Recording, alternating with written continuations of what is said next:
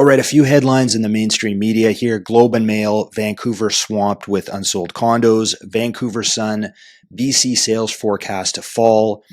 No buyers for a buyer's market was another headline here. So I think many people seem to think that the condo market is cratering, or it's going to crater.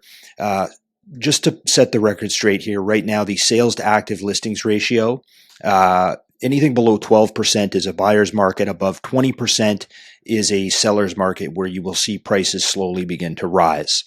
Currently, we're at 16%, which is actually a balanced market for Vancouver condos. Inventory is above the 10-year average, so there is more selection than typical. You can write subject to finance, inspection, do your due diligence, take your time. Negotiate some discounts. I'm negotiating discounts on the typical one bedroom in Yaletown or False Creek. I would say around 4 or 5% below the list price, assuming it's priced correctly. Location, layout, renovated, staged, and marketed properly. In my opinion, those units, the good ones, are still, believe it or not, in a fairly robust seller's market. Kitsilano is a good example of that. I have some clients looking in Kitsilano.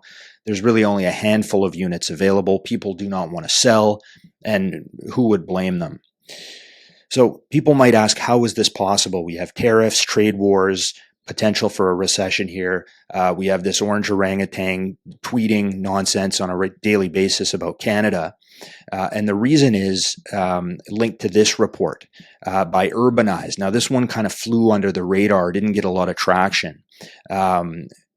It's from the Urban Development Institute. These people they're smart people. I've talked to Anne McMullen, the head of the UDI, some time ago. Metro Vancouver, according to the UDI, needs 46,000 homes completed per year. Developers right now are completing 23,424 homes per year on average. So we're building homes at basically half the rate needed. Housing starts have fallen now by a staggering 59% year over year in March 2025. So I see that in the pre-sale market. My pre-sale guys, they're selling off what inventory they have left. They're not really starting that many new projects.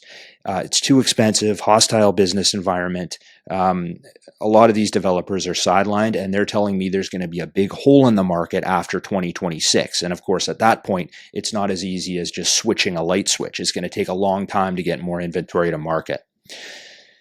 The real problem here is affordable housing. We need 11,400 affordable homes per year in Metro Vancouver. We're building 433 affordable homes per year. So that gives you some understanding of the scale required here. We need to massively scale up construction. So this is why we've been so resilient through a pandemic, global economic shutdown, trade wars, tariffs, fastest interest rate hiking cycle in recorded history. The market barely blinked.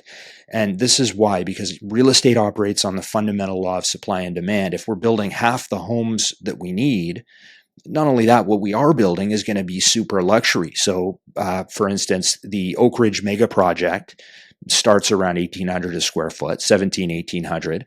Kango Kuma, the projects downtown now, those are ultra luxury. Those start in the 2,100 range. So now we are seeing a shift here towards purpose-built rentals. These will be market rentals, though. So at the time these are completed, basic one-bedroom cookie-cutter condo, you're going to be looking at around $3,100 a month. 3,500, I would say. There are also private public sector partnerships between the government and the First Nations. These are leasehold projects. Great for the government, not so great for the end user or the taxpayer, because the government or the First Nations retains ownership of the dirt, which is what appreciates, and you're just signing up for a 99-year lease. Not great for the buyer or the taxpayer.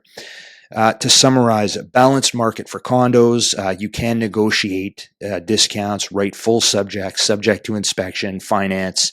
I think this is a bit of a buying window opportunity here for buyers. Typically, these windows don't stay open often in Vancouver. Most of the time in Vancouver, you're getting into multiple offer situations. And it wasn't that long ago we were seeing that 10, 12, 18, 20 offers on any decent quality unit. Not a fun place to be as a buyer. All right. I'm Jay Coupar. See you in the next video.